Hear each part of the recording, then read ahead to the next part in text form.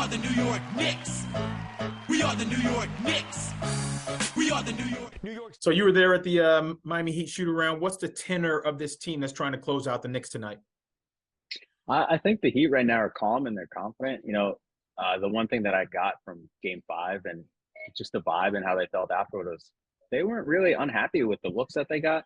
I know they shot 13 of 43 from three, but they liked the shots. They wanted them again, and I think maybe that explains kind of why, even after falling in Game 5 in that game, they seem pretty okay going into Game 6 tonight.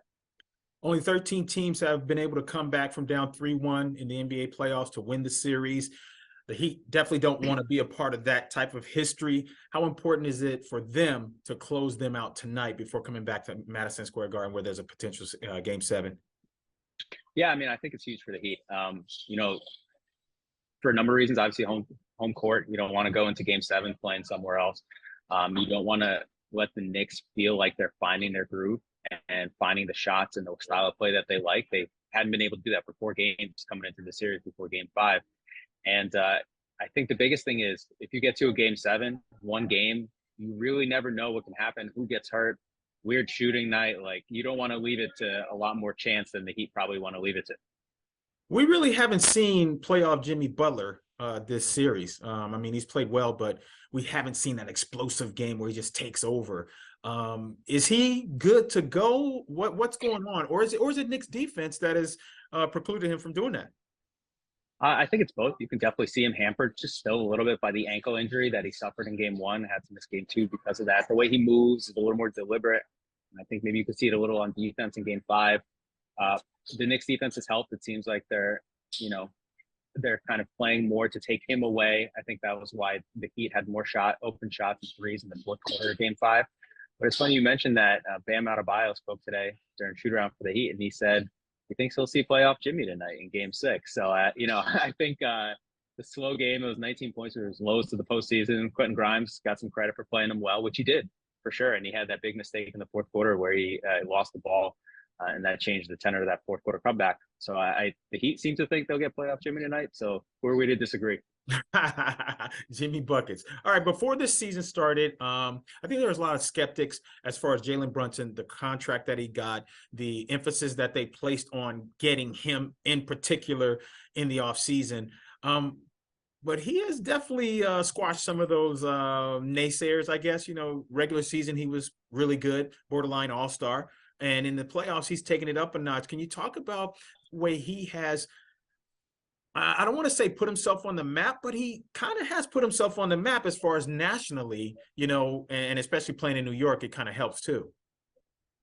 Yeah, I think the funny thing is after the Knicks got Jalen Brunson, at least from what I heard from people talking around the NBA is they didn't hit the contract. They just kind of thought like maybe the Knicks went and gave up too much to go all out to sign Jalen Brunson. He was like a roughly 15, 16 point per game scorer as a second guy in Dallas.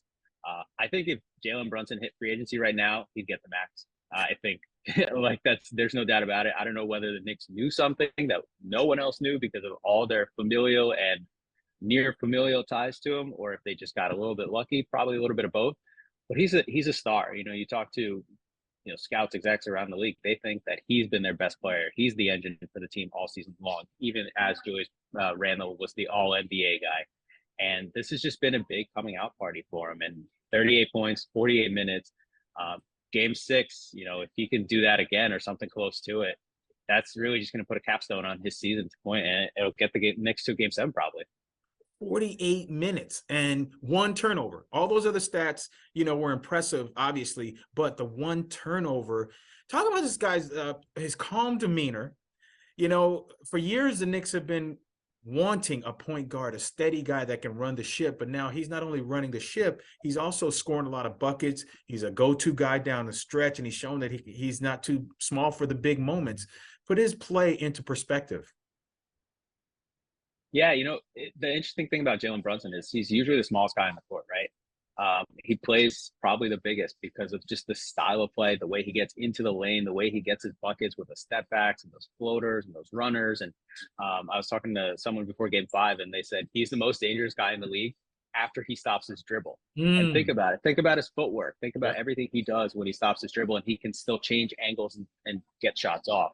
And, that's been the hardest part, I think, for the Heat in defending him is he can seem defended and he still gets the shots that he wants or still hits the shots. And the Knicks are gonna need a big game from him. There's no other way to put it. I think Julius Randle has been in and out. He's had a really tough defensive assignment with Bam Adebayo guarding him. And the Knicks need someone consistently getting points for them. He's been the guy. Brunson has been the guy that they can rely on. What's it going to take for them to get the victory tonight? They're going to have to hit a lot of threes. They're going to have the Heat miss a lot of threes. And they're going to have to offensive rebound. They did that in Game 5. They didn't do that in most of the first 4 games of this series. They got back to playing, and this is cliche, but like Knicks basketball, hitting threes, getting offensive boards, and just winning possessions that way with their physicality. And if they can do that again, this maybe goes back to Game 7, but I think it'll be close. I think the Heat were able to make a 2-point game late in the fourth, remember, and that was probably their worst game of the series. Wow. Like a lot of things went wrong for them too. So I don't know. I think it'll still be an uphill climb for the Knicks in Game 6. Home court advantage goes to the Heat, but is it really a home court advantage? There's a lot of New York fans down there. Yeah, that's a good point. You never know. Yeah, I am sure that there will be a lot coming out tonight. It was interesting. I saw, I think, a few more Heat jerseys than I expected for Game 5 in MSG. So I don't know if Knicks fans were kind of a little deflated too. So we'll see if they come back to Miami, I don't even know what the Heat Arena is called anymore. There's been so many name changes. If they go back to the Heat Arena and if they feel reinvigorated by a Game 5 win to go back screaming their lungs out. What is your prediction though? Do you have a prediction? Like I said, I think the Heat are the favorites tonight. I think they had a really bad Game 5 and still really made a close game of it. They're coming back home, and it seems like even they got the shots that they got fall this time, unlike they did last time. I think they win that game. When you talk about the Heat culture, what is that? To me, it just seems that they kind of follow the Pat Riley old Knicks type style.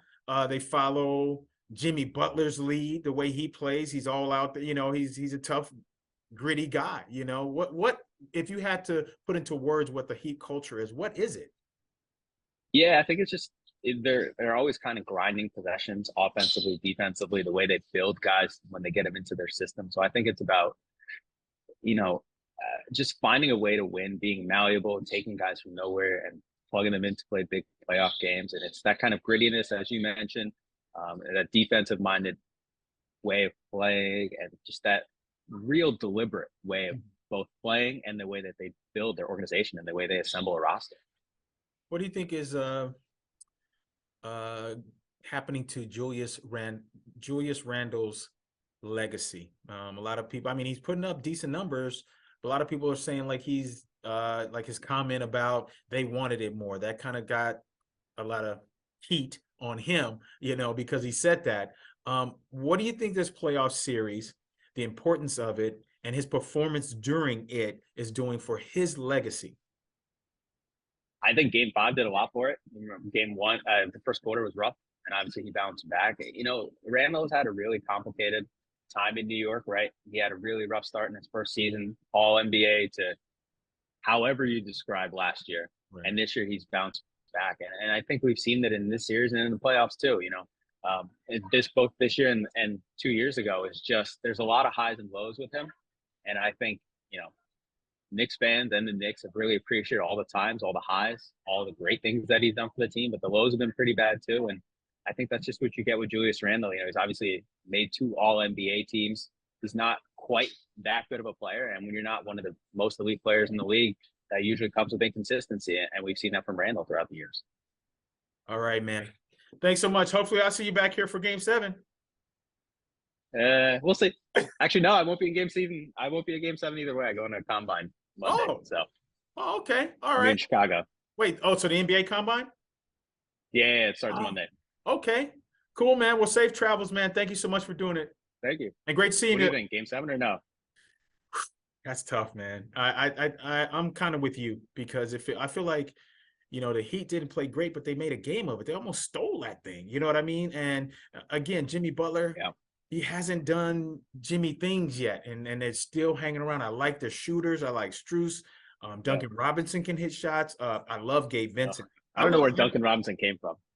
Yeah, I love the underdogs, the undrafted guys that they have that are actually making a contribution to this thing. I like Martin. I like their team because they just fit that, again, that culture that you're talking about. They just fit in a great way, and I feel like the Knicks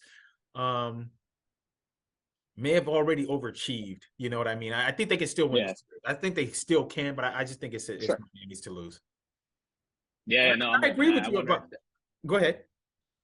No, I was gonna say I just wonder if it looked like they found something there with Caleb Martin playing the 4 instead of Love. Love was washed at times. Yeah, he's missed so many open threes, and like I wonder if they go to Martin more often and have him as a more athletic 4, try to guard, Randle, hit those threes. Yeah. We'll see. No, I just feel like it's theirs to lose. I think if and I agree with you as far as the longer you let it go, the more opportunities things can happen. Look at the Lakers, right now.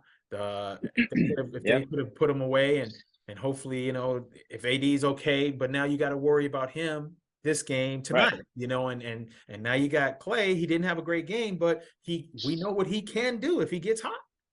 So there's a lot out there tonight, so you want to put a team away as quickly as possible. So we'll see. All right, buddy. We'll see how it goes. Should be fun. Yeah. All right. Take care, man. I'll talk to you. See you, bye. Thanks.